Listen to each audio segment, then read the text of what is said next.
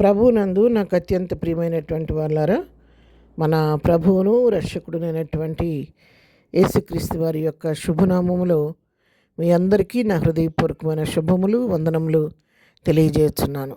ఉదయకాల సమయంలో దేవుని వాక్యాన్ని ధ్యానం చేసుకుందాము. ఈరోజు వాక్య ధ్యానం కొరకు మనం తీసుకున్నటువంటి లేఖన భాగము సమూయేలు మొదటి గ్రంథము 2వ అధ్యాయము 7వ వచనం చదువుకుందాం.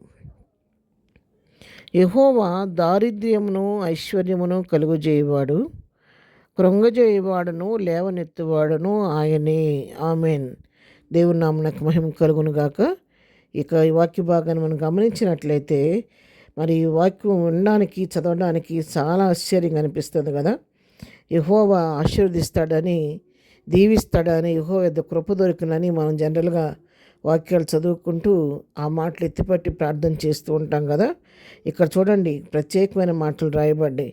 యెహోవా దారిద్ర్యాన్ని కలుగు చేస్తాడంట, ఐశ్వర్యమును కలుగు చేస్తాడంట, కృంగజేస్తాడంట, లేవనెత్తాడంట. అంటే ఏదైనా చేయగలడు.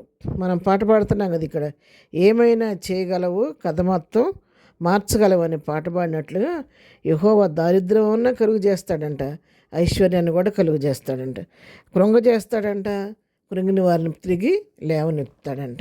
అందుకే మరి ఒక చోట వాక్యంలో మనం చదువుతాం కదా, గాయం చేయవాడు నేనే, గాయం కట్టువాడను కూడా నేనే అని.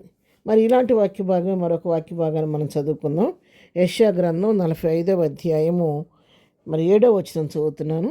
నేను వెలుగును సృజించువాడను, అంధకారమును కలుగుజేయవాడను, సమాధానకర్తను, కీడును కలుగుజేయవాడను నేనే. యెహోవాను నేనే వీటినన్నిటినీ కలుగుజేయవాడను. ఆమేన్. దేవుని నామమునకు మహిమ కలుగును గాక. చూడండి, ఇక్కడ వెలుగును సృజించేవాడు ఆయనే, అంధకారమును కూడా ఆయనే కలుగు చేస్తాడంట. ఆయన సమాధానపరిచే దేవుడు, సమాధానకర్త అంట. మరియు కీడును కూడా ఆయనే కలుగు చేస్తానని ఇక్కడ వాక్యం సెలవిస్తూ ఉంది. యెహోవాను నేనే వీటినన్నిటినీ కలుగు చేయవాడినని ఇక్కడ వాక్యం సెలవిస్తుంది. అంటే ఆయన ఏదైనా చేయుటకు సమర్థుడు. వారి వారి క్రియలను బట్టి, వారి వారి పరిస్థితులను బట్టి, వారి యొక్క విశ్వాస పరిమాణాన్ని బట్టి ప్రతి వారి జీవితంలో ఏదైనా కానీ అనుమతించడానికి, చేయటానికైనా సమర్థుడు అని చెప్పి దేవుని వాక్యం ద్వారా మనం ఇక్కడ తెలుసుకుంటూ ఉన్నాం.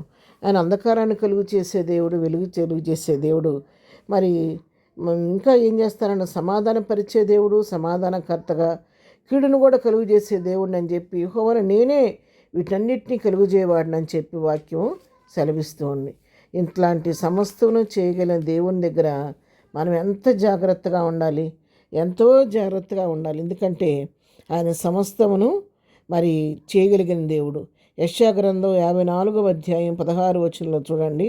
ఆలకించుము, నిప్పులుది తన వృత్తికి తగినట్టుగా పనిముట్టు కమ్మరిని సృజించువాడను నేనే, నాశనం చేయుటకే పాడు చేయవాడిని సృజించువాడను నేనే. చూసారా, పనిముట్టు చేయటానికి వృత్తికి తగినట్టుగా కమ్మరవాడిని సృజించేవాడు కూడా ఆయనేనంట.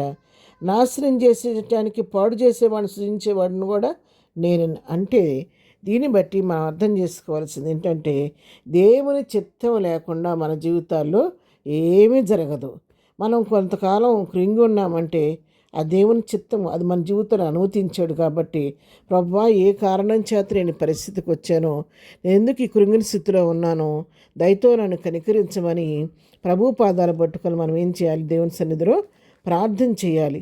ప్రభువా, ఏ ఆత్మీయ పాఠం నేర్పడం కోసం నాకు ఈ పరిస్థితి అనుమతించావు, నా విధేయతలు దోషాలు మన్నించి దీని ద్వారా నువ్వు నేర్పాలనుకున్నటువంటి ఆత్మీయ పాఠాన్ని నాకు నేర్పించిన లేవనెత్తమని ప్రభు సన్నిధిలో మనం ప్రార్థన చేయగలిగితే ఆయన తిరిగి మనల్ని లేవనెత్తి ఆయన సమస్తమును చేయగలిగిన దేవుడు. కాబట్టి నీవే నా జీవితంలో నా పరిస్థితిని మార్చమని ఆయన సన్నిధిలో మనం పశ్చాత్తాపడి ప్రార్థన చేస్తే తప్పకుండా దేవుడు నీ జీవితంలో, నా జీవితంలో మేలు చేస్తాడు. 145వ కీర్తన 14వ వచనం చదువుతున్నాను.